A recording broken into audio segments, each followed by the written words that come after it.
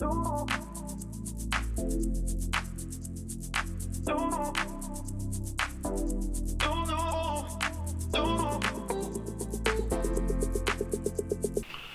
thank you for joining me today. I am Hawkeye for Maple Leafs Man Advantage, and I'm talking about the 1978 playoffs involving the Toronto Maple Leafs, and we're into the second round now. So now they're in the quarterfinals, and they're going to face off against the New York Islanders. This is going to be a bigger task for the Leafs to be able to beat these guys. The Islanders, looking at them closely here, they had 20 goal scorers. They had Billy Harris with 22.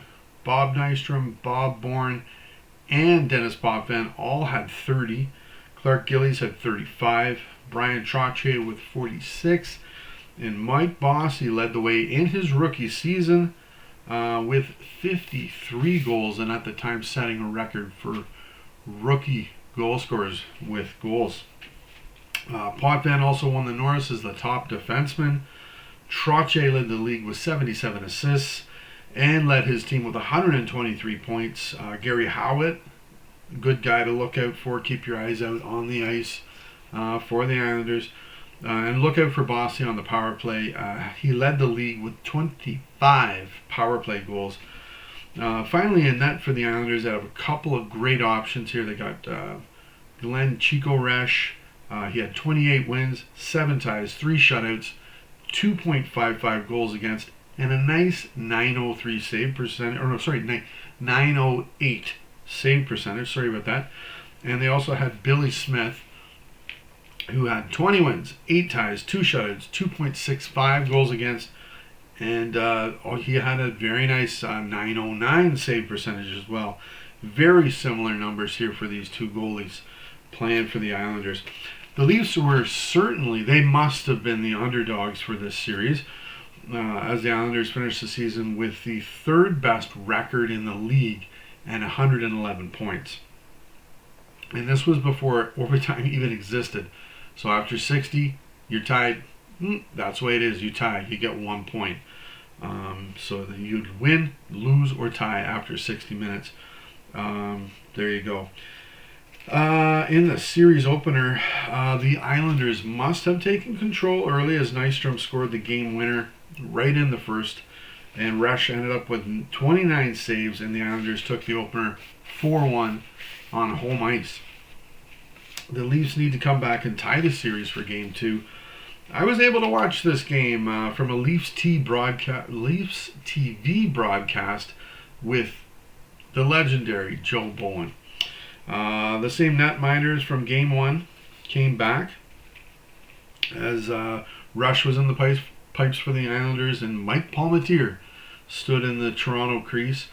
Also for the Islanders was Hall of Fame coach Al Arbour, who yet to show off the brilliance that these Islanders could perform by this point. But anyways, with Bowen for the game is the late Dan Maloney, who was playing with the Leafs at this time. He talked about the series and how the Islanders could play the game any way you wanted to play it, and I totally agree with him. Whether that be scoring goals or heavy hitting, the Islanders can do it. Maloney also mentioned he played junior with a couple of teammates in Toronto, Daryl Sittler and Pat Boutet. Played junior with both of those guys. It was a CBC broadcast for Hockey Night in Canada with Bob Cole and Brian McFarlane. I'm very happy to hear the voice of Bob Cole. I heard him as a child with his velvet tones that brought me into loving the Leafs every Saturday. It was usually Bob Cole and Harry Neal that I would hear. And we jump back to Maloney and Bowen, where Dan talks about Ian Turnbull for the Leafs here and how great he played in this series. He and Maloney were teammates when Dan came to the team from Detroit. Maloney said Turnbull would bring his own whistle to practices that likely didn't have Coach Nielsen and stitches. Back to the action, and George Ferguson was coming into the Islanders zone here right in the first period. and was hit high by Bert Marshall. It looked like he punched Ferguson right in the head. The play goes on, and then Marshall tackles Ferguson to the ice, and then they drop the gloves for a fight. So this is looking like it's going to be turning out like the King Series. Lots of fights going on. The Islanders pick up an additional penalty on the play to Marshall. And on the power play, Turnbull fires a backhander from the slot that beats Resch to put the Leafs up 1-0. There we go. The Islanders in return apply some good pressure in the Leafs zone. Tiger William gets a penalty for the Leafs. The Isles end up tying up the game. Pearson passes one over to Clark Gillies, who directs it into the net on the power play. At the end of the first, there's a big mix-up between the two clubs, which may have started between Lanny McDonald and Billy Harris, who are fighting for position and space at the draw. The period ends, though, and we have a 1-1 tie between the Leafs and the Islanders. Maloney then talked about Roger Nielsen and how he could prepare the Leafs to play. And he said it was not unusual for Roger to go 72 hours without sleep. Crazy. I do not suggest doing that at home. He certainly was way ahead of his time. He said Nielsen was coaching in Peterborough for the OHA, for the Petes, against his team, the Toronto Marlboros. One of his players got a penalty shot, but Nielsen pulled his goalie and put Ron Stackhouse, a defenseman, in the net. When the player came down the ice for the shot, Stackhouse came out of the net and smoked him, hit him. The next day, the rules were changed so that the goalie had to stay in the net for the shot and could not be pulled out. Interesting. So in the second period, there are a few penalties that are killed off, and there is a bit of a back and forth up and down the ice here. But Brian Glennie laid a very nice hit on Brian Trottier, who was coming out of his own zone.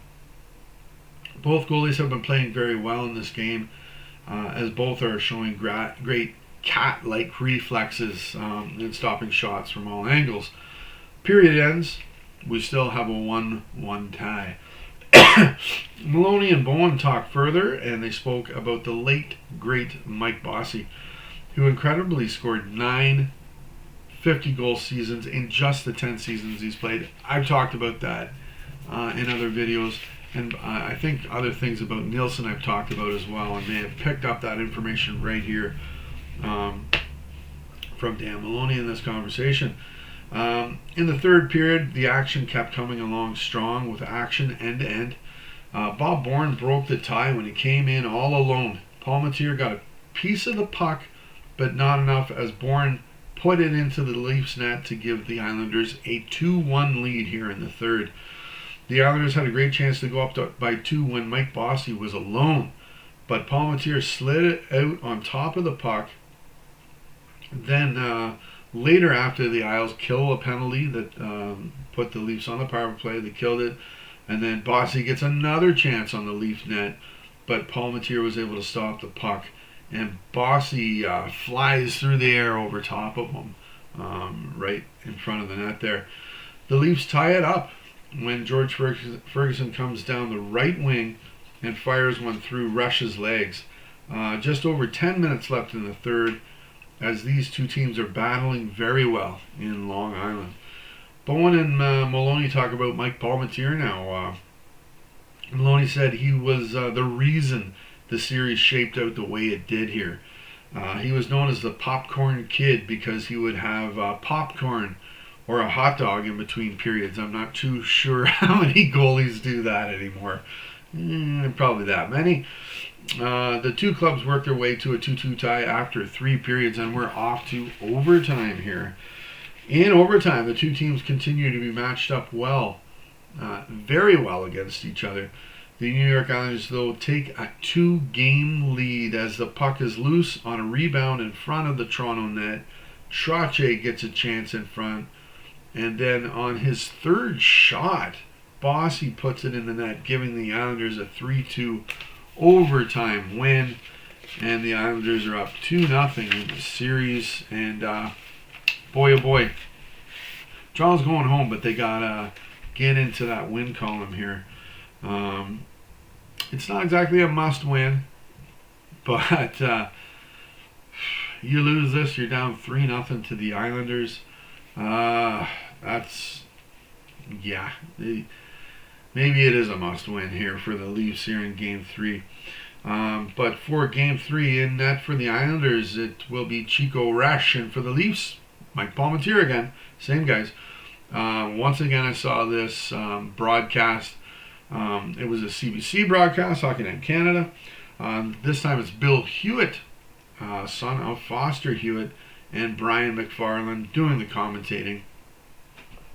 And it's Dave Hodge who welcomes the audience to the show as the host, and shows this controversial goal that ended Game 2 as Trottier directed the puck forward with his glove.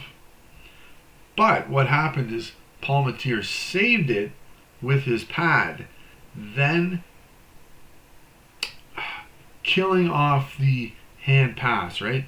The puck is dead, right? Or the puck is live, however you want to put it. So there's no hand pass now because Palmateer saved it. So the goal was legal from Mike Bossy, who shoveled it in the net. So yeah, for Game 3, we are at Maple Leaf Gardens, and in the audience there's some famous Canadian faces going in the crowd here. We see then Prime Minister Pierre Trudeau. Interesting, as during the Canadian national anthem, it's the entire crowd that sings, rather than having anyone at the mic. It's just, okay guys, you go ahead and sing it yourself.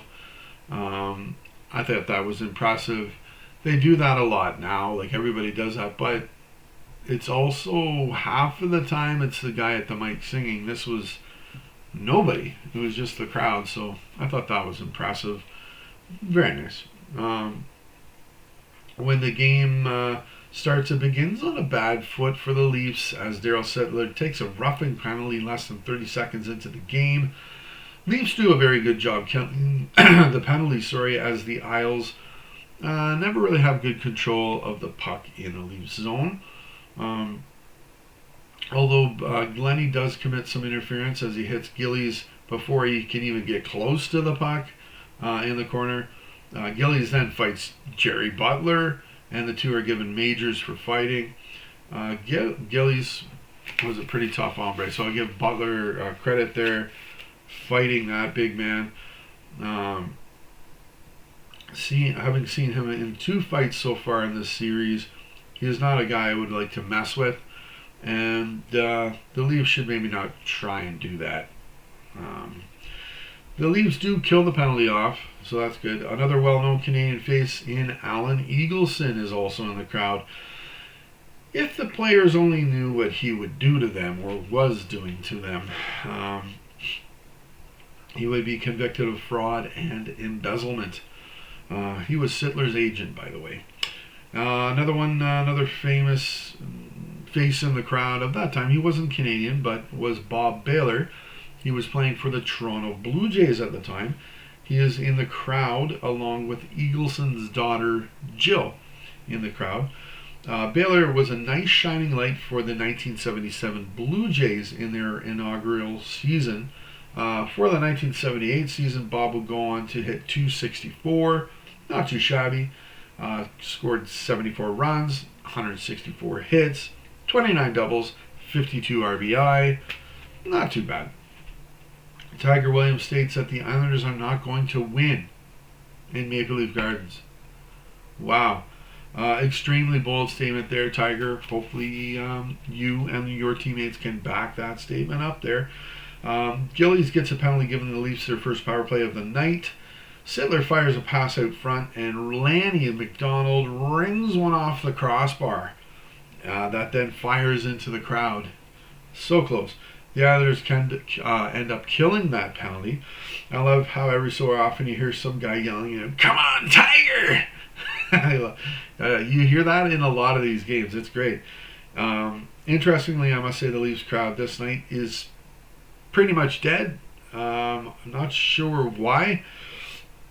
Leaf crowds are kind of weird. They really are. Okay, I got you. You're down 2-0 in the series, but you're at home in the second round of the playoffs. Come on, show that you care. The Leafs haven't been to the semis in over 10 years. Okay, winning this game is a must if they are to do that again. Yet everyone is silent. Not everyone, but they're very silent here in Toronto. This is a pretty good game with great competition, and the Leafs are doing very well against the Islanders. Is it because the fans just think the Leafs are going to lose again? We're not even that far into this drought. Is that what it is? I don't know. Sadly, this happens far too often in the playoffs. Do they think the Leafs cannot beat the Islanders? Other playoff crowds didn't seem this dead to me that I've seen. To me, the crowd is not matching the game here. Islander fans were way more excited and loud in their building. With just under a minute left, Dan Maloney came into the Islanders zone and rang one off the post. Lanny McDonald was coming in the Islanders zone, and Dave Lewis lands a hit that drops McDonald. Lewis gets a penalty for elbowing, and on the replay it should have been called clotheslining. Love how McDonald doesn't get up and just want to fight the guy. He's the guy that stored that away and used it as fuel to get a goal on you. Much like the legendary Dave Keon, he would do the same. They show McDonald on the bench, and the nose is flowing blood here, folks. I know I'm a Leaf fan, but I thought that was a very dirty play, as McFarland states that as well. That McDonald had just, McFarland states that McDonald had just broken his nose, I believe, a week prior. The first period ends with no score. Leafs did ring a crossbar and a post, though. They're getting close here. In the first intermission, they have showdown. This is interesting. This is something I have heard of, but never seen. It's Rogie Vachon's Fat Cats against Wayne Stevenson's Sweat Hogs. Commentating is Howie Jiminy Cricket Meeker and Brian McFarland for this showdown. They have cut the ice in less than half, as we have 3-on-3 hockey, including the goalies. So it's like 2-on-2. Man, is this ever sweet hockey. I think this is exactly what they may want hockey to be nowadays, just 10 times quicker. That's all. Lots of skill, great plays, but no hitting. So much like today's hockey, really, unfortunately, a lot of it is like that. The hitting aspect of it, anyways. Love skill, love great plays, and I love hitting too. It's really fun to watch, especially since it is some of the best talent from this time period, the 1977-78 season. It ends with a 3-3 tie, but they're going to overtime. In my opinion, they should try this idea out now. I think fans may eat it up, or it would fail miserably. They need to do something, in my opinion, with the way overtime is now. Hey, that's me. But, I don't know. We'll leave it at that. Anyways, I need to wait until the second intermission to get to overtime to see how this game shapes up here. Hodge then joins Meeker, who talks about how the Leafs need to win this series. How are they going to do it? Meeker mentions how the Islanders are playing a different game, as they're playing a much more defensive game right now, where they're sending less forecheckers in and wait for chances coming out of their zone. In the second period, early, the Islanders seem to be gaining control here, as they are getting very good chances on Palmateer, who is sharp, making a couple nice saves. Lanny McDonald blasts one off the goal post, and I think that's now 2 posts and a crossbar that the Leafs have hit. McDonald wears this huge steel cage mask due to Lewis giving him that knock on the nose that, as McFarland said, he had broken his nose a week prior. Rush then lets in 3 goals. Rush has just let in 3 goals in 2.5 games against the Leafs here. But I do not feel that the Leafs offense is stagnant. He's doing a very good job in the net. They're keep pressuring. They're doing well offensively, just not getting these goals here right now. Yeah, the Islanders are just good in their own zone, as Meeker was glowing about in the first intermission. Glennie continues to throw some very good hits as well, as this time he hits Gillies solidly. Rush wears the old Cooper mask, which is exactly what I wore when I played when I was a kid, only mine was black. I had the old black Cooper helmet. A puck is in deep behind the Islanders' net, and Jerry Butler hit Rush.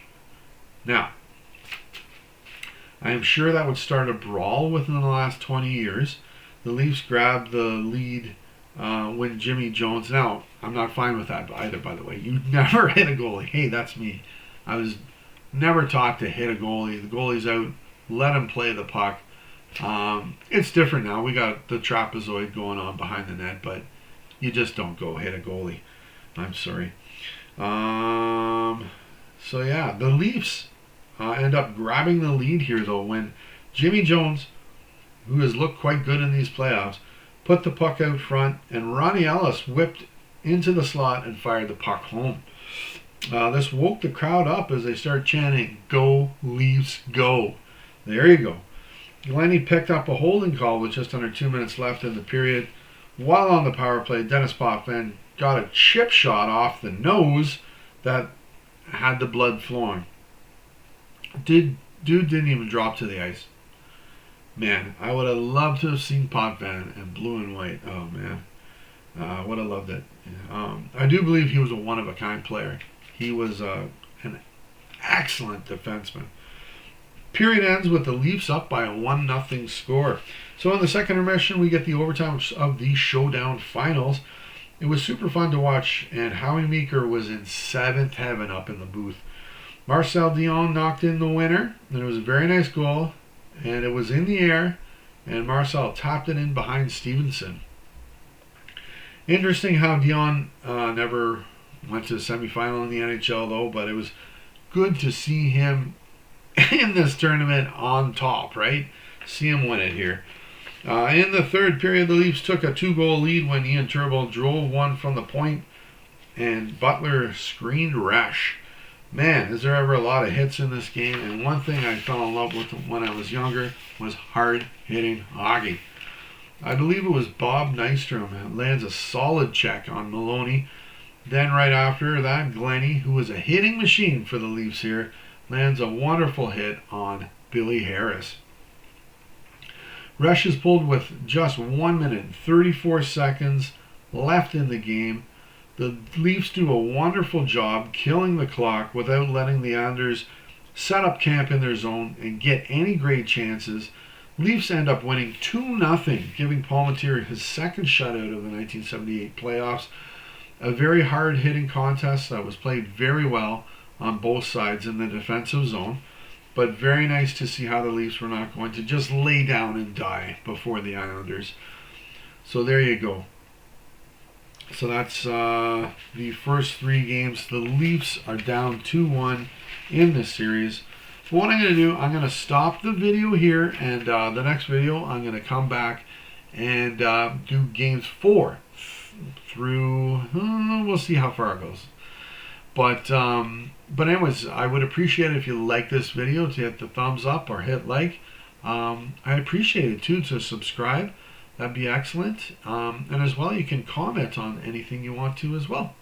But anyways, until the next video, go Leafs go!